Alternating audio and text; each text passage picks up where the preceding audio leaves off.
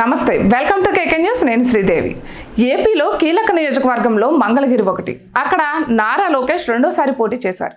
ఆ నియోజకవర్గంపై భారీ అంచనాలు ఉన్నాయి అక్కడ గెలుపు ఓటములపై చర్చ నడుస్తోంది ముఖ్యంగా ఈసారి నారా లోకేష్ పై పాజిటివ్ కనిపిస్తోంది ఆ నియోజకవర్గంలో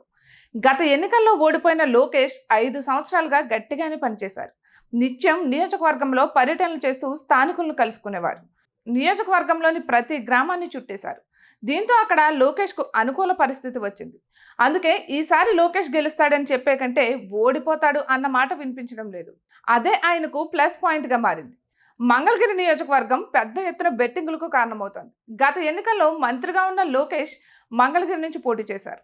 టీడీపీ ఆవిర్భావం తర్వాత 1-2 సార్లు మాత్రమే అక్కడ టీడీపీ గెలిచింది అటువంటి చోట గెలిచి సత్తా చాటాలని లోకేష్ భావించారు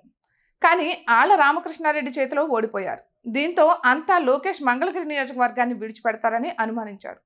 కానీ గత 5 సంవత్సరాలుగా మంగళగిరి నియోజకవర్గంలో పార్టీని బలోపేతం చేశారు నిత్య పర్యటనలు చేస్తూ ప్రజలతో మమేకమయ్యారు అందుకే ఈసారి లోకేష్ పై సానుభూతి పనిచేసింది ఇక మరోవైపు ప్రభుత్వ వ్యతిరేకత రాజధాని అంశం సైతం సానుకూలంగా మారింది దీంతో లోకేష్ తప్పకుండా గెలుస్తాడు అన్న విశ్లేషణలు అంచనాలు ప్రారంభమయ్యాయి ఈ నెల 13న పోలింగ్ జరిగింది జూన్ 4న కౌంటింగ్ జరగనుంది సుమారు 3 వారాల గ్యాప్ వచ్చింది